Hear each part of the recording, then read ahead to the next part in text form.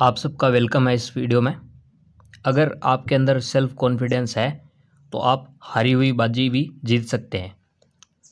इसी विचार के साथ आज का वीडियो स्टार्ट करते हैं। आज हम कक्षा 10 विज्ञान का पहला पार्ट है, इन टेक्स्ट क्वेश्चन देखेंगे।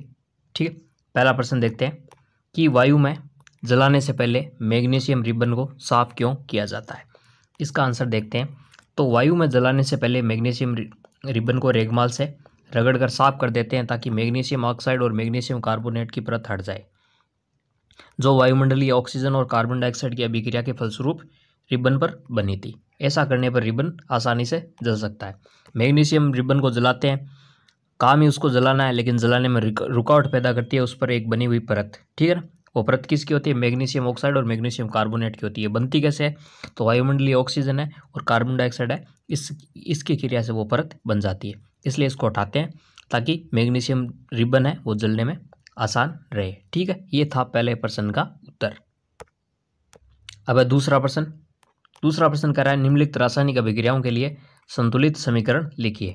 हाइड्रोजन प्लस क्लोरीन से हाइड्रोजन क्लोराइड का निर्माण, बेरियम क्लोराइड और एल्यूमिनियम सल्फेट से बेरियम सल्फेट और एल्यूमिनियम क्लोराइड का निर्माण। ठीक है, यहाँ पर प्लस आएगा। और तीसरी है सोडियम और जल की क्रिया से सोडियम हाइड्रोक्साइड और हाइड्रोजन का निर्माण। तो पहली रिएक्शन कौन सी है? हाइड्रोजन और क्लोरीन से हाइड्रोजन क्लोराइड का निर्माण। ये रिएक्शन देखते हैं। तो पहली हो जाएगी H2 प्लस Cl2 बराबर 2HCl। ठीक है, ये तीर का निशान।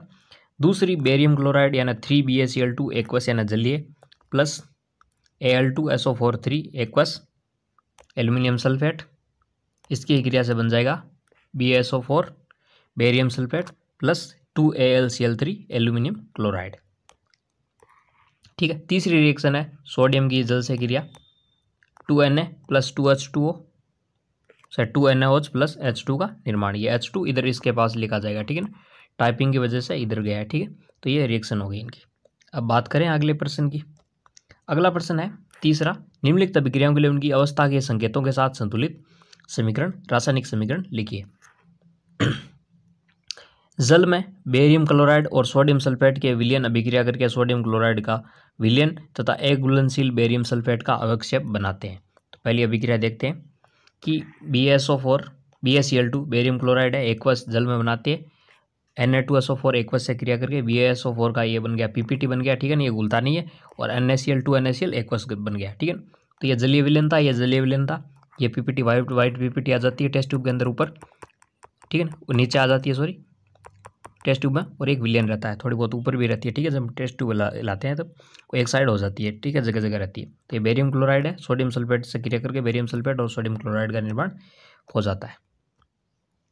दूसरा इसी के अंदर है कि सोडियम हाइड्रोक्साइड का विलयन यानी जलीय विलयन हाइड्रोक्लोरिक अम्ल के विलयन यानी जल से अभिक्रिया करके सोडियम क्लोराइड का विलयन और जल बनाते हैं।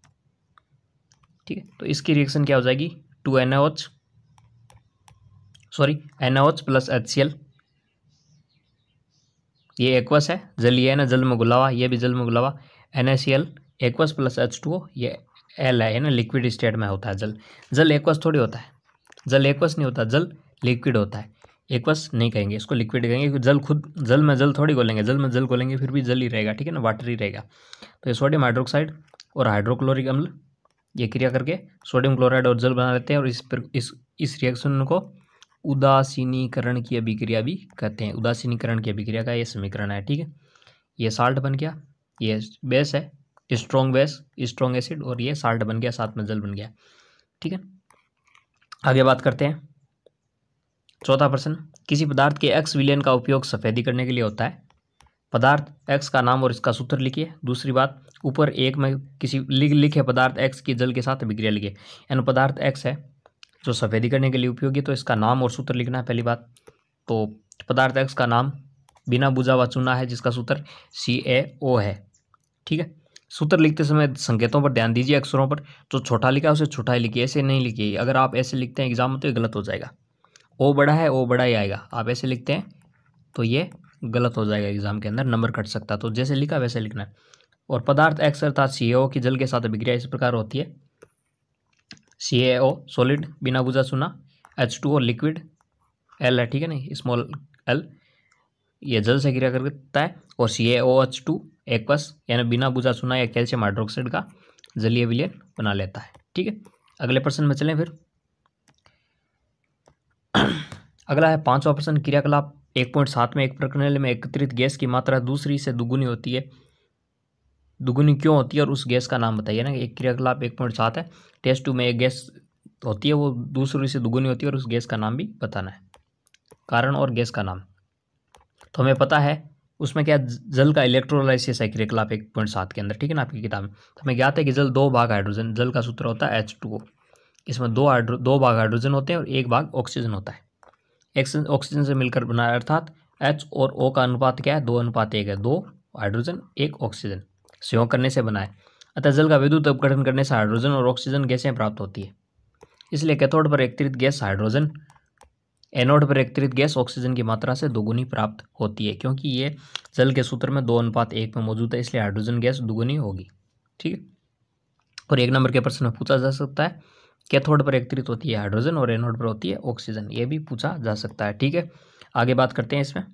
6वां प्रश्न, जब लोहे की कील को कॉपर सल्फेट के विलयन में डुबोया जाता है तो विलयन का रंग क्यों बदलता है ना। लोहे की कील है, उसको कॉपर सल्फेट का विलयन है, उसमें डुबोते हैं तो विलयन का रंग बदल क्यों जाता है, ये बताना है। तो जब लोहे की कील को नीले रंग के कॉपर सल्फेट के विलयन में डुबोते हैं तो विलयन का नीला रंग हल्का मलिन हो जाता है। ऐसा इसलिए होता है क्योंकि Fe यानी आयरन कॉपर से अधिक अभिक्रियाशील है।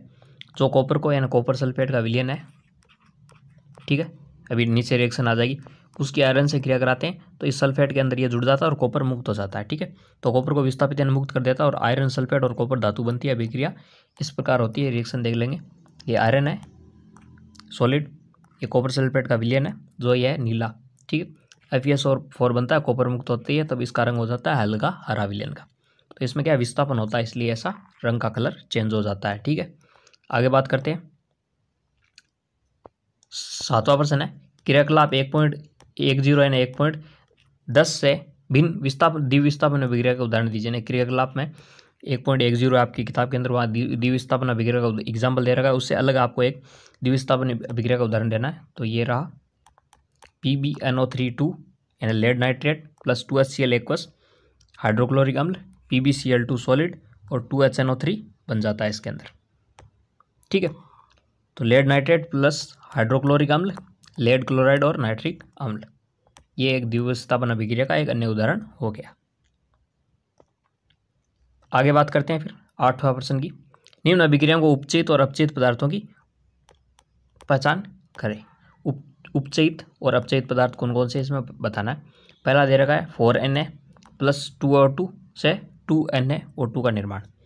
ये सॉलिड है, ये गैस और ये सॉलिड है। इस अभिक्रिया में सोडियम Na2O में उपचयित हो रहा है क्योंकि Na पर O2 से संयोग हो रहा है, Na का O2 से संयोग हो रहा है और O2 अपचयित होने वाला पदार्थ है। अतः उपचयित और अपचयित होने वाले पदार्थ का क्रम से कौन से है, Na और O2। ठीक है, अगला देखते हैं CuO copper oxide solid, H2 gas, इसे कॉपर सॉलिड और H2O जल का निर्माण। तो दूसरे के अंदर क्या है, कॉपर ऑक्साइड से हाइड्रोजन, इसे कॉपर तीर का निशान और H2O जल का निर्माण। इसमें क्या हो रहा है, उपचयन H2 का H2O में हो रहा है। ठीक है ना, H2 का H2O में उपचयन हो रहा है और अपचयन हो रहा है कॉपर ऑक्साइड का कॉपर में। अपचयन यानी ऑक्सीजन हट रही है, उपचयन यानी ऑक्सीकरण यानी ऑक्सीजन जुड़ रही है। अतः उपचयित होने वाला पदार्थ कौन है, हाइड्रोजन H2 है और अपचयित होने वाला पदार्थ कौन सा है, कॉपर ऑक्साइड है। ठीक है, तो ये थे इंटेक्स्ट क्वेश्चन या आप पाठ्यनित कह सकते हैं, एक्सरसाइज क्वेश्चन कह सकते हैं, पाठगत प्रश्न जो भी है इनका नाम आप समझे। ठीक है, पाठ के बीच बीच में इन सारों का हमने सॉल्यूशन देख लिया। वीडियो अच्छा लगे तो इसको लाइक कीजिए, शेयर कीजिए और चैनल को सब्सक्राइब कीजिए।